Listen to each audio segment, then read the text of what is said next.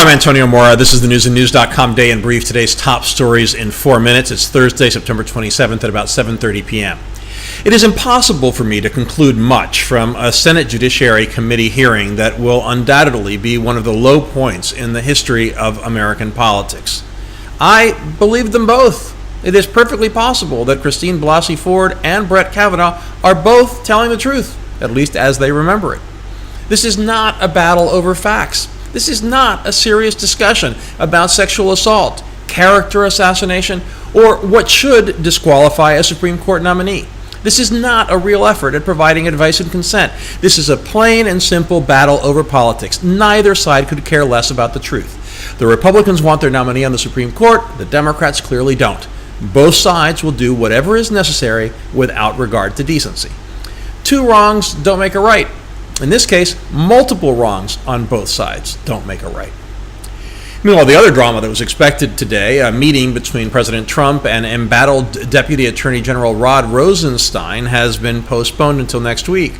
The general sense is that Rosenstein will stay on until after the midterms, but that it might be a serious headache to replace him with someone of comparable credibility and who is conflict-free. At the United Nations General Assembly, Israeli Prime Minister Benjamin Netanyahu did another trademark show and tell to demonstrate that Iran was concealing what he called a secret atomic warehouse hidden behind a front of a rug cleaning operation. He also harshly criticized European countries for turning a blind eye to Iranian nuclear activity.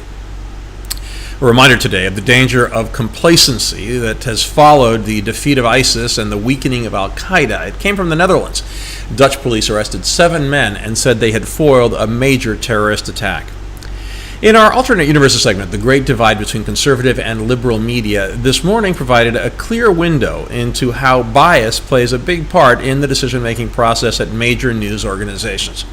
The lead story on USA Today's website was how Judiciary Committee staffers had interviewed 2 men who came forward saying Professor Ford may have been mistaken and that they could have been the perpetrators of a sexual assault. That became a significant part of the questioning later in the day in the Senate. The Hill, another mostly centrist news source, also highlighted the story early, and of course so did conservative sites.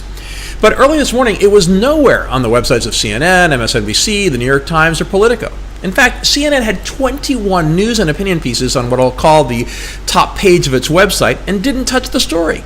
Normally, I'd give them all the benefit of the doubt for hesitating to report unsubstantiated allegations. But as we've seen this month, there has been no hesitation when it comes to unsubstantiated allegations that fit either side's narrative. CBS This Morning, which I recently celebrated for impartiality, briefly mentioned that 1 man, not 2, had been interviewed by the committee staffers, but then the reporter spent more time on a couple of anti-Kavanaugh allegations that had been sent in anonymous letters to the Senate. See the disparity? It amazes me that they don't. We have all those stories and much more updated around the clock 7 days a week on newsandnews.com, where you will find all you need to know in one place. Please subscribe to our YouTube channel by clicking on the right of your screen just below this video, and please follow us on Facebook at Real News and News, and me on Twitter at AMoraTV. I'll see you again tomorrow.